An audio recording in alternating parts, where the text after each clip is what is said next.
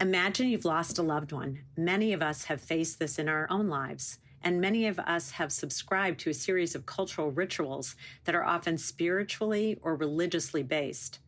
Many make sense as these rituals help us heal and find peace, but that's often our perspective as adults. I remember my grandfather died when I was 7 years old, and my mother asked me if I wanted to attend the funeral, and I said no. Not because I didn't adore my grandfather, I did, but simply because I didn't really understand funerals and was really scared of what might happen at a funeral. Would I see his lifeless body? What if my parents or grandmother were crying? What would I do? How would I feel? Who else would be there? Nothing was explained to me, and I didn't ask. I kept silent and stayed home while others went to say their goodbyes. There was no discussion after my grandfather's funeral, and no opportunity for any family gathering or ritual that may have offered some grieving in a more comfortable way for me. I had nowhere to grieve and no way to make sense of what I was feeling. I was left to ignore the notion or concept of grieving. And to this day, I'm stuck with the regret I feel about not having had the opportunity to grieve in some way. And I'm not sure I ever truly grieved my grandfather. If only my family had had the knowledge of the importance of expressing and working through grief, and not just for adults, but for kids. Welcome to Small and Gutsy, a podcast featuring interviews with nonprofit and social impact organizations under $10 million. My name is Laura Whitkoff, and I'm excited and proud to be your host. My hope is that you love the stories as much as we do, and perhaps you will find needed services, a job, volunteer, or donate. Feel free to pass along any valuable information you hear today to others, and remember to send me the name of any organization you'd like featured at reachus@theintrinsicgroup.com.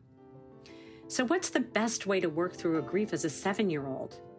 Our featured nonprofit today is answering that very question and filling that gap. Jeff's Place helps children, teens, and families experience a healthy grieving process in a supportive environment. Jeff's Place provides free bereavement support groups for children, teens, and their families. They also offer education and training to local schools, mental health agencies, or other community organizations interested in issues of children and grief. Additionally, they assist with crisis intervention following a death and offer fee-based individual counseling on a sliding scale. Today, I have the great pleasure of introducing Jeff's Place founder and executive director, Dr. Jennifer Kaplan. So let's get started. Welcome, Jenny. Share your passion about Jeff's Place and your deep connection and commitment, and what led you to your involvement. Well, thanks so much for inviting me, Laura. I'm excited to be able to share this, and thank you for sharing your story. It's not an uncommon one, especially from the cultural elements, but the timing, of when you were a young child. Grief was sort of taboo. People didn't talk about it. So I really appreciate you sharing that story. It's a story I've heard before. Jennifer, tell us, how did Jeff's Place come to be? Because this is such an amazing service, and it really does fill a gap and helps guide children and youth through a process that, as you said, formerly, and maybe even today in some circles, is really taboo. So Jeff's Place grew out of a lot of different arenas. So on a personal level, my brother Jeff died when he was just shy of his 18th birthday.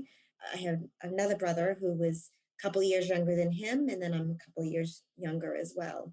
And back then, so this was in the early 80s, it wasn't recognized through the school. The school was out of session. There was a memorial tribute in the next yearbook the following year. But it wasn't something people talked about. So I really thought I was the only person, the only one out there who was in this, who had this experience. But the reality is, from a statistical standpoint, at least in Massachusetts, 1 out of 15 kids by the age of 18 will experience the death of a parent or a sibling. That's a lot of numbers, and it's different numbers based on the childhood bereavement estimation model that Judy's House in Colorado has developed. There's a network of children's bereavement programs all over the country and in different parts of the world as well, actually. Jeff's Place is in Massachusetts, but there are programs all over, which is important for your listeners to know if they're looking for support in their area. So for Jeff's Place, the personal element for me was having grown up as a bereaved sibling, where it wasn't, and I always talk about, I had all what you would call the protective factors. I had a loving, close family. Our extended family all lived, in the same area. We spent a lot of time together. We were very much connected in our community. So we had all of the supports that you would hope that you would have. I had food on the table. I had shelter. I was in good schools, yet I still really struggled. And my brother really struggled. And we struggled, and my parents in very different ways. So I've kind of have talked about it as it was like we were each on our own lifeboat. Sometimes they'd like come together and bang into each other a little bit, and we'd connect for a few minutes, but then often you're kind of off on your own. So even in your own family system, there's a lot of isolation. And for kids, your peers, nobody wants to be different than your peers. A lot of the philosophy around Jeff's Place and other children's bereavement programs is that grief is a natural and normal reaction to loss, and it's being with others who get it, quote unquote, get it. So my story is my parents were always very, very involved in the community in different ways. So I grew up knowing I wanted to go into the helping profession, not knowing exactly what that would look like, but I ended up becoming a social worker and decided after grad school with my master's in social work that I should really kind of see somewhere else. My mom's family is in Dallas, Texas. So I ended up getting a job at a hospital out there as a social worker. My great uncle's claim to fame was that he was the first pediatrician in Fort Worth. He wanted me to give me a tour of his hospital. He said, "I want you to meet my friend Peggy. Peggy is the founder of the Warm Place, a children's bereavement center." And I stopped in my tracks and I said, "Uncle Frank, what's a children's grief center?" He brought me in back, and there was this cute little house, and I met Peggy, and she and the doctor of her child who died and some other folks had started the Warm Place, which is an acronym for What About Remembering May, to help kids who are grieving and their families be together. And I fell in love, and I became a volunteer facilitator there. Texas, I wasn't cut out to like live long term in Texas when I missed the ocean and home. And she basically said, "Well, I'll tell you what, you'll stay here. I'll train you. You have the personal and professional background. You can start your own program when you get home." So I did that. I trained there for about a year, and then I came home and met some amazing people through professional circles, and ended up developing a program in Rhode Island back in the late 1990s called Friends Way, which is families reaching into each new day, and really followed the model of the Warm Place. They're going on their 22nd year. Then I became involved with experience camps, which are week-long overnight camps for grieving kids across. It started as just in Maine, but now it's really across the country. And I think they're like, when we started, it was 27 boys in Maine. And now there's like probably over 800, close to 1,000 campers, I think. It's gotten huge and all over the country. And so I was the clinical director there for almost 10 years, and simultaneously started Jeff's Place, which is a smaller version of Friends Way, and have had just the most amazing systems of people. And we call it our village. But I've been very lucky to have multiple villages of people who understand the importance of these programs and step up and make the program happen, from the volunteers to the board, and obviously our families who are so connected, and our staff, and just it's been amazing. Thank you so much, Jenny. The story that you share, first of all, I want to say how sorry I am for your loss, and how beautifully you've taken that loss and you described it, the boat sort of, the isolation and the boat sort of hitting each other is such a visual, but such a real experience for people who feel isolated due to grief, and even in a supportive environment can connect, but still can't necessarily work through it. Not only am I so sorry that you experienced this, I'm so grateful that you've created a legacy through your own professional life and now living it through dedicating it to your brother. It's his legacy, and you're fulfilling something that's so needed. I haven't done any of it alone. Like I said, this is purely village upon village upon village, and I don't. I mean, obviously, I would give up everything to have Jeff physically in my life. That being said, I feel so close to him all the time. He's always here. I love So that. I'm very lucky. That's a beautiful, I think that speaks to the legacies that grief sometimes provides for us because we keep those memories alive. And I think you so beautifully spoke to that. I would love for you to share, in terms of Jeff's place, some of the services. You mentioned a few, but some of the services. Yeah, I'd be happy to. So our model really is framed by our philosophy that grief is the normal reaction to loss. We don't pathologize grief. Our program is very clinically based. We have a clinical director, we have licensed clinicians. Our groups are run by a combination of a licensed clinician along with a volunteer facilitator who may or may not have a clinical background, typically not actually, and they go through an extremely extensive training on childhood bereavement, on group dynamics, on really everything under the sun in terms of how to facilitate groups in a way that kind of checks your own experiences and biases and know thyself so that you can be available to them. So we provide our youngest grievers are three. We have the littles. So we start at age three, and we have groups for the kids like 3 to 6 ish. We go all the way up through high school. And then this past year, actually during COVID, we started a young adult group. We've tried starting young adult groups, and it's when I say that, it's like 18 to 25. We have tried that in the past, but because we always did everything in person, it was really hard to get them together physically. And we realized that now that it's COVID and we're doing it virtually, it actually works really well. I was just thinking that's something that you may continue to do even post COVID. Well, yeah, it just we makes so definitely much will. sense, and it's so needed. So keep going. While we are a children's bereavement center, we are very much aware that kids don't live in a bubble amongst themselves. They are in family systems. And I say family systems because family systems are very diverse and different. We support the whole family system. And what I mean by that is the crux of our program is we provide direct services through support groups that are co-facilitated between the clinician and the volunteer facilitator. We don't designate by age because developmentally a kid may fall in a different place. So we do it by color. So like there's the green group, the yellow group, etc. I'll kind of take you through a typical group night. An example would be when we were in person. We do everything the same now, but we do abridged versions, and we have to make a little bit of changes around it, obviously.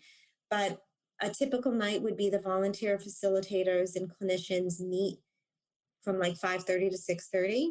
We have what's called rolling admissions, so families can come at any time versus they only come at the beginning of the school year. Or there ends up being a real beautiful mentorship between kind of the veteran kids or adult caregivers who may, because our average length of stay is like 3 to 4 years.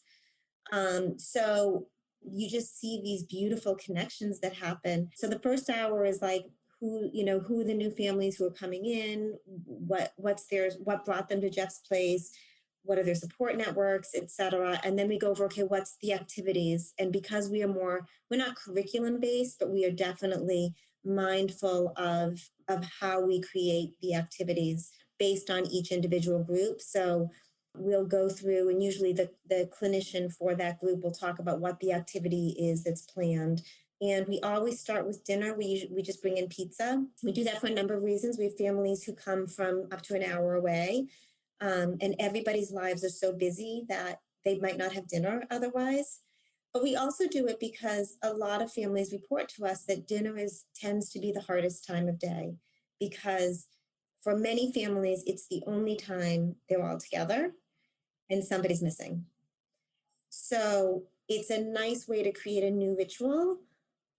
And usually the kids are off eating while they're playing, running with a piece of pizza and going to play basketball or what have you. And the adults are all kind of congregated together, and it's social. It's a nice, feel good way to be community based, to start the evening together. And that's usually goes on for about half hour. And you're normalizing the connection of food and social in a space that doesn't feel normal for a lot of people. That's a beautiful way of putting it. Thank you. So then we start our evening. So we congregate as a large community and we do candle lighting. So everybody has the opportunity to come up and light a candle and whatever they want to share, whether it's, if they want to say this is in memory of, this is in honor of, they don't want to say anything, whatever it is. But there is something, we are very ritual based at Jeff's Place, and it just feels good to have something. So everybody lights the candle, whoever wants to lights the candle. And then it's also a way to kind of take a community breath together, recognize why we're here, because a lot of the kids are like literally they're in the playroom, they're running around, and this is like a moment. It gives a little bit of a time to kind of bring us back to why we're here. And then we separate out into our groups. I'm saying ages, but please remember it's fluid, but it's, in essence, it might be 2 elementary age groups that are happening at the same time, 1 or 2 middle school groups, a high school group, and then 1 or 2 adult caregiver groups. So they break into their groups, and their facilitators, the clinician and volunteer, they're there, like it's always the same people in your group, other than when a new family comes in and moves into those groups as well. So there's that consistency. And how large are those groups typically? I mean, I know it's hard to, probably varies a lot, but what's your ideal kind of, what do you like to keep it at? I mean, 8 to 10 is probably ideal for the majority of the groups. We'll go up to 12. Beyond that it doesn't give people the opportunity to really share and delve, because the group piece is like an hour and 15 minutes, an hour and 10 minutes. So they go into their groups. After group, we reconvene as a large community again, because we really think that's really important. We also have found, so I'm a researcher, my background as well. So as I said, we're pretty clinically based and research based around in terms of how we develop our program. And it's pretty strong research out there to show that one of the greatest resiliency factors for grieving kids is communication between child and caregiver. And a lot of our kids report they worry about forgetting the voice, the stories of the people who died. So we want to create organic ways to build those memories and to enhance communication. So each group takes turns, so maybe the red group, maybe the yellow group, and they come up with a curious question about the person who died. Oh, I love it. Love it. Love it. That's so amazing. It might be, what was your person's favorite candy? My favorite part of the night is watching the families gather, because sometimes the kid knows right away and sometimes they're like, oh, I have no idea. And if they don't know, that's okay too, because then they talk about, well, what do you think he or she would have liked? Or what's your favorite? And what would they want to know about you? Because there's lots of kids who come to us where they were a baby when the person died. So they're building stories and memories from their caregiver, or they may not know the answer, and that's okay too that they don't know the answer. So it prompts discussion. And then it's like a minute, it's not a long period of time. And then they go around, and as they put out the candle, they share the response to whatever the curious question was. I absolutely love that. And it brings up for me, I was incredibly close to my stepfather, who was in my life for well over 30 years. And interesting that you say this, I did have opportunities as I knew he was getting older and suffering from an illness to spend a lot of time with him and really thank him for who he was in my life. And at the same time, I had a last birthday message from him, which is now almost 11 years ago.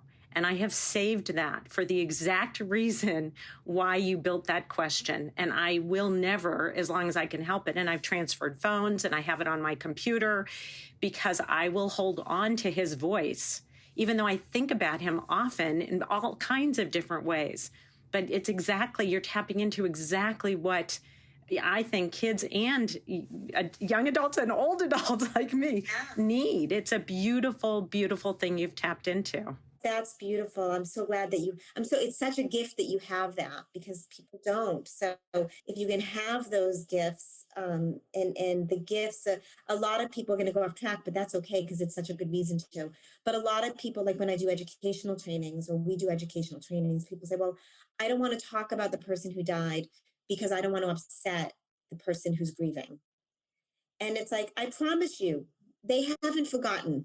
I promise. Mm-hmm. It's with them 24/7. And most people tell us that they are happy when someone brings up the person who died because it gives them the opportunity to share those memories, to keep that person's memory alive. And ask, when in doubt, ask. The expert on grief is the one who is grieving. If you don't know what to say or do, say, I don't know what to say or do, but I'm here. So thank you for sharing that. Oh, I just think what you're doing is so remarkable. You bring up so many areas for people to explore and get through the grief and feel like you can normalize it without making it so devastating and so negative for a lot of people. And you also bring in the families, which I think is absolutely fabulous. Families, caregivers, people who are in the individual's life. It's really, it's incredibly meaningful and needed. And I would imagine you are in demand quite a bit, whether it's with schools or other programs, the educational aspect. And I wonder if you would speak a little bit to that. Yeah, I mean, we're a tiny nonprofit. I laughed when you said 10 million and under. We went over 400 last year, which was like astronomical in my mind. So, like, 400,000, not 400 million. I'm just making that clear 400,000. for listeners. Yeah. We have never struggled with being busy because there's so much need out there. Yeah, I mean, our clinical director just did a training this week for one of our local school districts. It was all around grieving during COVID. And we talked about it ahead of time, knowing that, they came to us because we're a children's bereavement center and we support a lot of their families, but like, oh, what are strategies as teachers and specialists in the school system who can support students? But we looked at each other and said, this is going to be about their own losses. Like, this is because we are all grieving and we all have so many levels of grief, and we're grieving individually and we're grieving as a community, but we can't grieve as a community in the way we want to grieve. Like, it's so messy.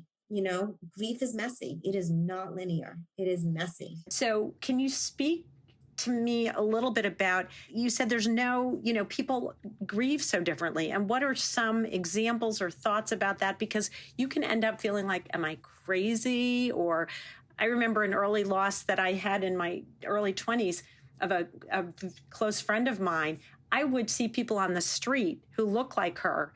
And I would say, okay, she's not really gone. There she is. And I'm sure, and of course, I thought I was a little bit crazy, but I'm sure you've had way more experiences with people reporting different things.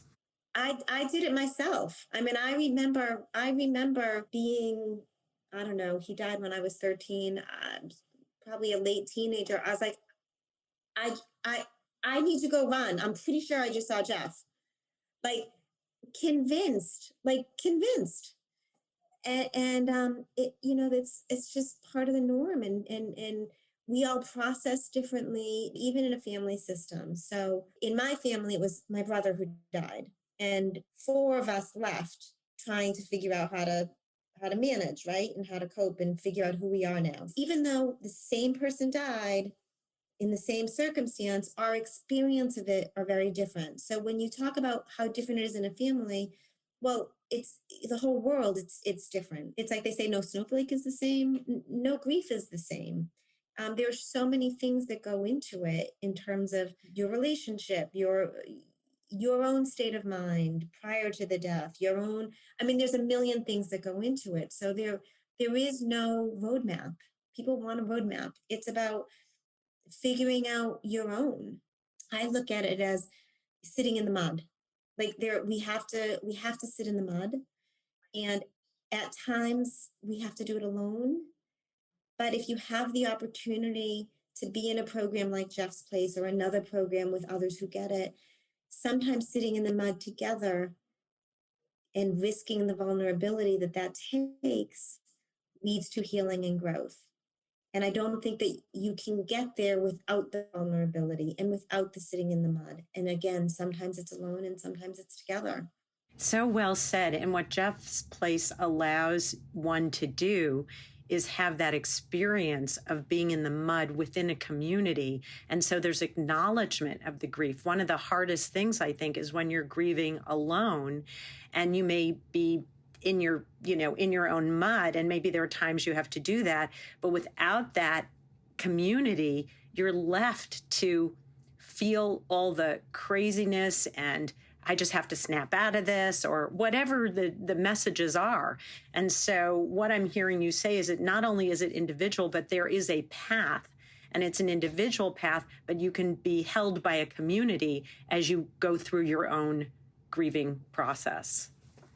I mean, for me, it's all about creating healing through connection and vulnerability. I don't think it can happen without it. Yeah, I absolutely agree with you. And you have certainly the experience and the research and the expertise. But I think that's incredible and incredibly important for people to realize and know, because I think that grief comes back and sits with you longer when you don't have that opportunity and that vulnerability to process it in a way that works and is effective. So, what have you all done during COVID? I heard the young adult group is amazing because it's online and it sounds like it's going to stay online.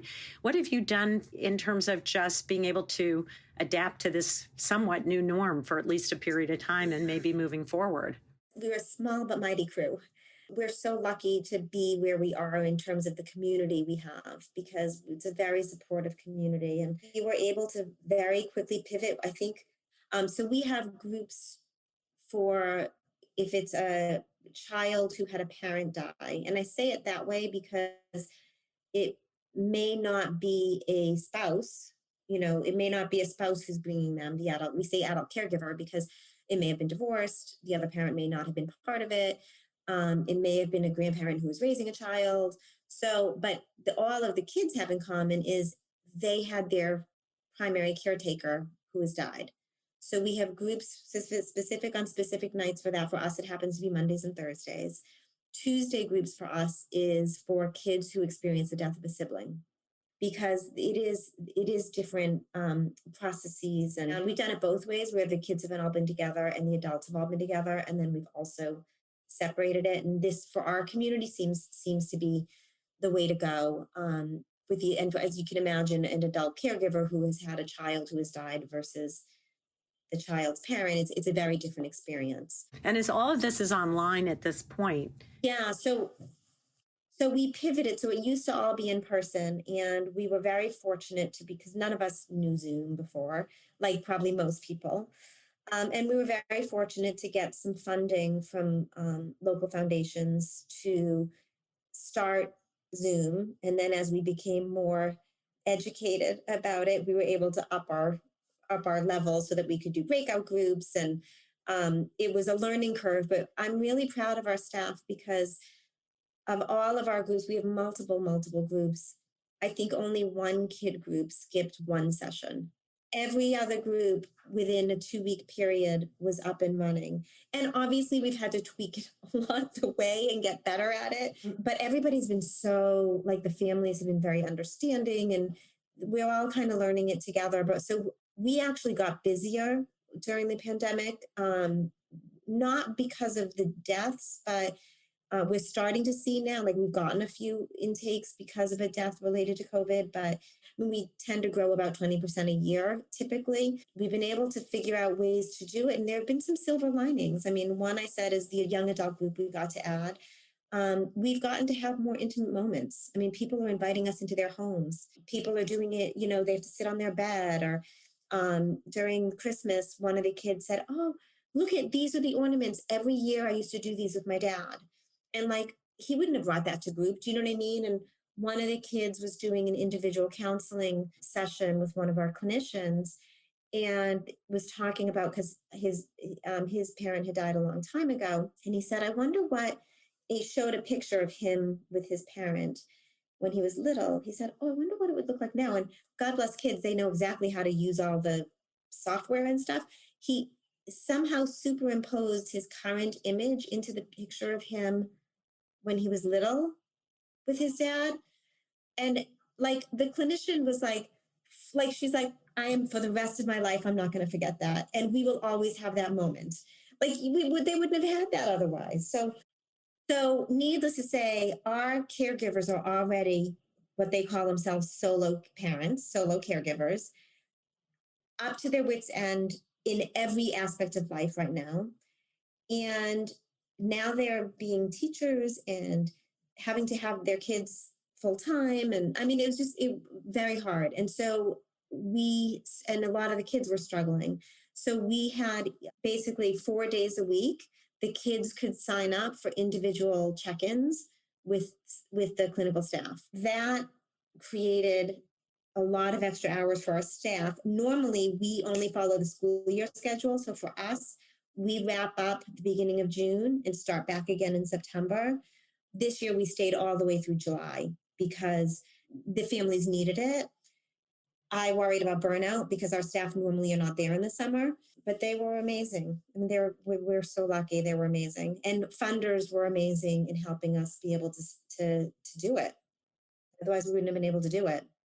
It sounds like you've created a culture of community, but also of commitment, stepping up, and a culture of flexibility. Like I think a lot of people have, but both in your curriculum and how you've adapted it in certain ways, and then with COVID, being in a position to say, okay, we're going to have to learn this. We can't leave these families. We can't leave these kids. What are we going to do to address this? Because grief doesn't stop just because COVID happened. In fact, it's probably, as you're now noting, it's there, you're going to see more of that and a greater increase. So with all of my interviews, I always have a quick round of fun, hopefully you'll find them fun, gutsy questions. So if you're okay with it, I'm going to start. What is at the top of your wish list, but the answer can't be money or funding? I had to put my research on hold by being in this role so even though I'm a clinician, I don't act in a clinical role at Jeff's place. I do all of the day-to-day operations, the fundraising, etc.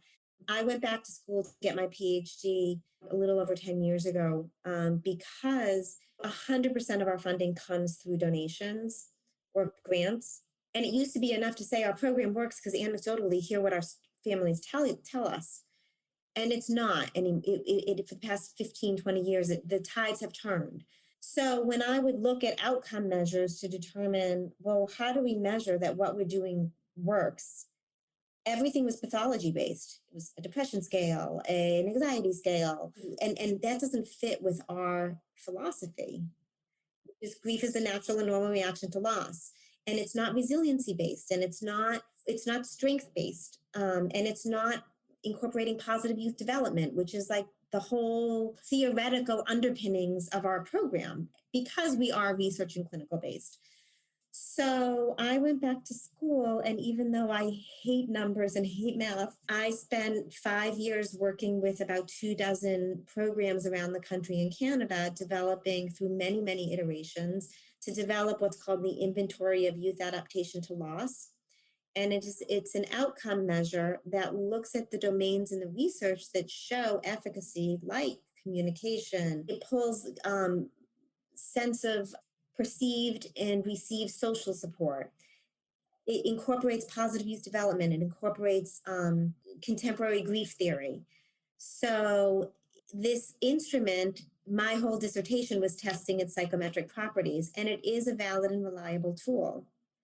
And when I was at Simmons, I was able to utilize the data to develop it.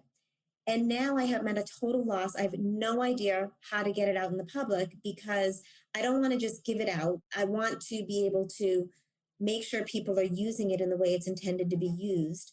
So I have to develop some kind of a scoring key, which I mean, I have a little bit, but I don't really have the technical experience in how to do that. And I want to make it available. So we still need a statistician to be able to track, the data and to be able to utilize it to see, for example, because there are different program models out there of support, what are the elements of the program that are most helpful and maybe what could be changed? And so, needless to say, I still get I graduated in 2017. I probably get one or two inquiries a month saying, hey, when can we use the IL? And I'm like, I don't know.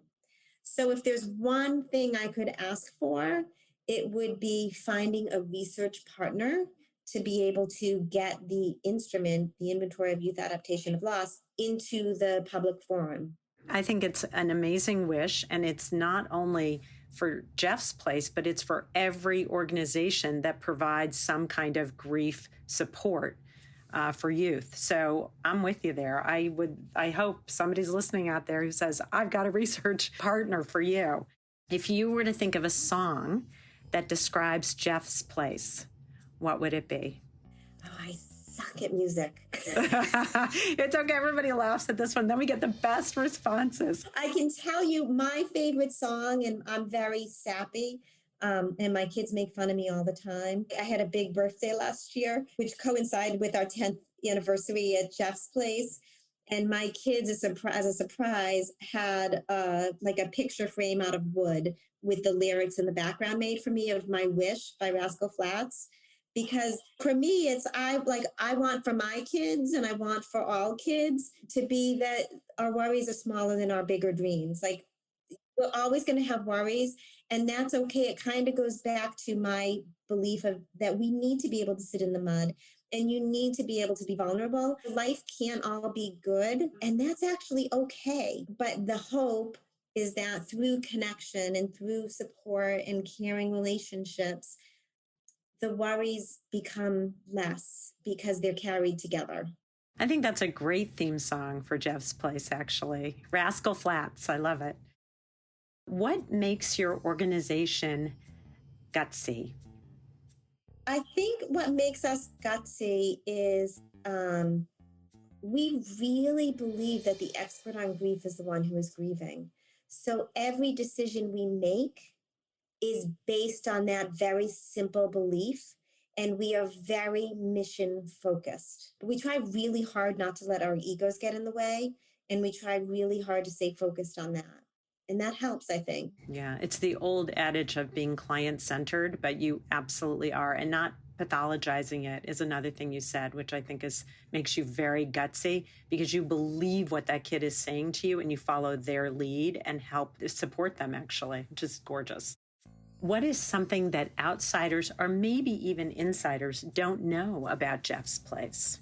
I think outsiders and insiders don't know about our commitment to being a voice for grieving children nationally and our commitment to wanting to contribute to research that impacts public policy around grief and loss and bereavement, because childhood bereavement is a national health issue. These are prevention programs. Yes, 100%. And it's public health. It's absolutely public health. So I don't think people realize, because you have the most wonderful clinical staff who provide the greatest direct services, but people don't recognize our real commitment and my personal goal of being able to impact public policy through research and through what we have to offer. You are really remarkable, I have to say, and so is your staff.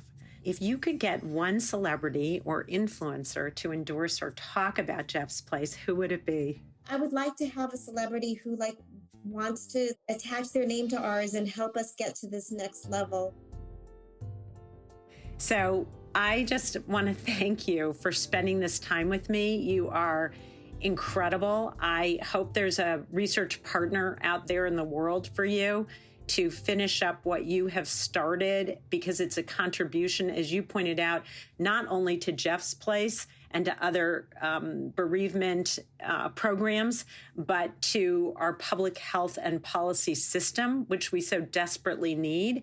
So I don't know if you have any last comments before I close out our podcast, but thank you, Dr. Jenny Kaplan. You are incredible. And what you've created as a legacy to Jeff and keeping him alive with you, as you pointed out, on a regular basis, I have no doubt he is there with you. And honestly, it brings me to a beautiful emotional place. So I want to thank you personally for what you've given to me today.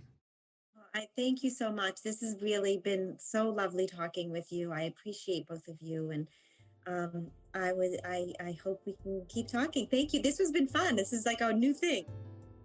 If you'd like to reach out to Dr. Jennifer Kaplan, you can reach her at jeffsplace.org, which is JEFFSPLACE.org, or you can reach them at 508-879-2800. Jeff's Place is located in Framingham, Massachusetts.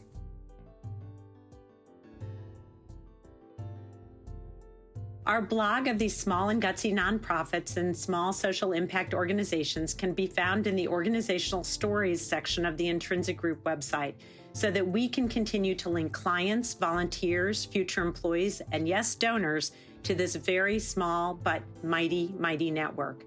Of course, we can't take responsibility outside of our own vetting of the organizations we interview. So before you sign on to support or work for them, we encourage you to do your own due diligence and research them as well. We just want you to learn about the small and gutsy nonprofit and social impact organizational sector so they can spread their story and their very impactful work. I want to thank my partners in this endeavor, the Intrinsic Group, a management consulting firm specializing in guiding organizations to leverage talent and optimize processes, the volunteers, my co-producer, sound engineer, composer, and partner in this endeavor, Pavel Franson, and my graphic designer, Nate Addy. Please check out their bios on the Intrinsic website, and all the folks, friends, and family who have guided and inspired me. And thank you for listening. If you like this podcast, please share it with your friends, give us some stars, and write a review on wherever you listen to podcasts. And if you're interested in sponsoring Small and Gutsy to keep it going, please reach out to me at reachus@theintrinsicgroup.com. My name is Laura Whitcoff. Thank you for listening, and I'll see you next time. Take care, and bye for now.